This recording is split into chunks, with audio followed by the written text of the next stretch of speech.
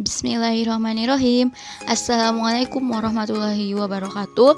Halo teman-teman, perkenalkan nama saya Hayati Mustaina dari NIM 122 kelas 3D PGMI UIN Syarif Hidayatullah Jakarta. Pertama-tama saya ingin mengucapkan terima kasih kepada Ibu Fidriani selaku dosen mata kuliah strategi pembelajaran kelas 3D dan kepada teman-temanku yang kusayangi. Ini saya ingin membahas tentang metode pembelajaran realia. Hal pertama yang saya ingin bahas yaitu adalah pengertian apa sih realia. Realia adalah suatu strategi pembelajaran yang dapat dilihat, didengar, dan dirasakan oleh siswa sehingga siswa dapat merasakan pengalaman langsung kepada benda-benda tersebut. Benda ini nyata dan ada di sekitar kita atau lingkungan kita. Yang saya ingin bahas kedua yaitu karakteristik atau ciri-ciri.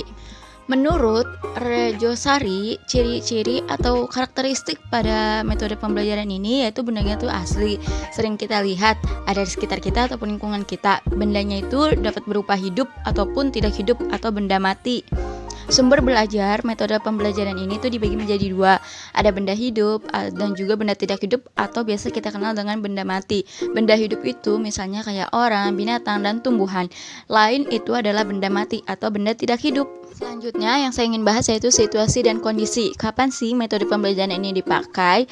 Nah, dilihat dulu apakah efektif jika dilaksanakan di dalam kelas. Apa jangan sampai lebih efektif jika dilakukan di luar kelas, ya kan? Apakah benda itu sesuai dengan bahan ajaran yang diinginkan? Contohnya, kita ingin membahas tentang bagian-bagian bunga, tapi bendanya itu daun.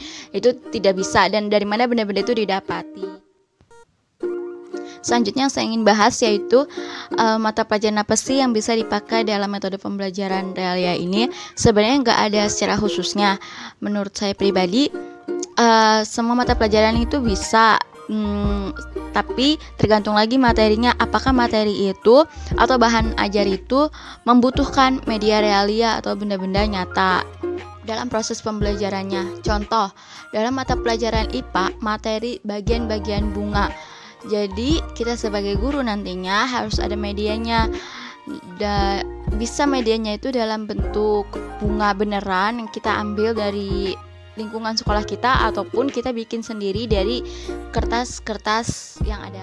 Selanjutnya yang saya ingin bahas yaitu aturan-aturan dalam memakai metode pembelajaran ini, yaitu dibagi menjadi 3 dan mempersiapkan, menulis, dan mencoba mempersiapkan contoh media realia. Contohnya kayak tadi kita ingin membahas materi tentang bagian-bagian bunga, kita harus siapin dulu bunganya itu. Dan yang kedua itu adalah menulis hal-hal yang sekiranya itu penting bagi kita, misal pengertian macam-macam, terus bunganya tuh ada warna apa aja di lingkungan sekitar. Misalnya di lingkungan itu tuh bunga apa, di lingkungan ini tuh bunga apa, karena lingkungan itu berbeda-beda ya. Apa sih tujuan bunga di dalam suatu lingkungan? Apakah untuk menahan bencana alam atau untuk memperindah lingkungan tersebut? Yang terakhir itu ada mencoba untuk memahami materi tersebut. Jika kita sudah memahami materi tersebut, diharapkan kita dapat mengaplikasikan ke dalam kehidupan sehari-hari. Selanjutnya saya ingin bahas yaitu langkah-langkah. Langkah-langkah di sini ada 6, menyiapkan medianya, hubungkan medianya dengan materi. Peserta didik mencoba untuk memahami dan juga mengamati, mendiskusikan hasil dari pengamatan. Biasanya ini dibuat per kelompok. Dalam perkelompoknya itu 6-7 orang. Dan dari situ, dari perkelompok itu menyimpulkan hasil dari diskusi tersebut. Dari hasil tersebut dipresentasikan di depan kelas. Selanjutnya yang saya ingin bahas yaitu tujuan. Apa sih tujuannya dalam memakai metode pembelajaran ini? Tujuan dalam memakai metode pembelajaran ini yang pertama dapat memberikan pengalaman langsung terhadap siswa, dapat mempermudah menguasai materi karena tidak semua orang bisa dapat langsung memahami materi tersebut, dapat melakukan sesuatu dengan situasi yang ada dan dapat melatih keterampilan siswa, serta dapat memberikan informasi secara jelas jika kita merasa masih kurang jelas. Dan yang terakhir yaitu macam-macam metode pembelajaran realia. Macam-macam metode pembelajaran realia ini dibagi menjadi 3 macam. Yang pertama ada benda yang tidak dimodifikasi atau benda yang tidak diubah-ubah. Berikut adalah contoh dari benda yang tidak dimodifikasi atau tidak yang diubah-ubah. Misal ada buku tulis, daun, kupu-kupu, papan tulis, dan benda-benda yang lainnya. Yang kedua yaitu benda yang dimodifikasi atau benda yang diubah-ubah. Dalam benda yang dimodifikasi dibagi menjadi 2 media, media tiruan dan juga media miniatur.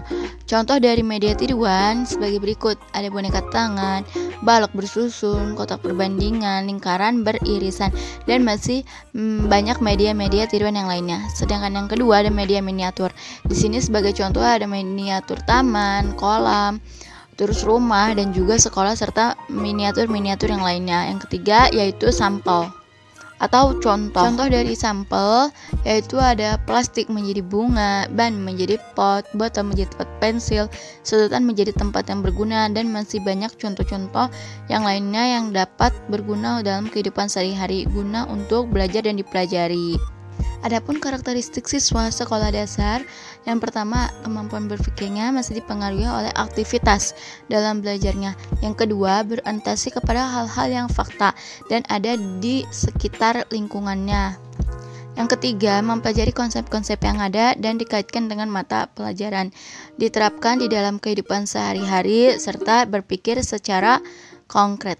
Saya ucapkan terima kasih kepada Ibu Fidriani dan kepada teman-temanku yang sudah menonton video ini sampai habis. Semoga bermanfaat untuk kita semua.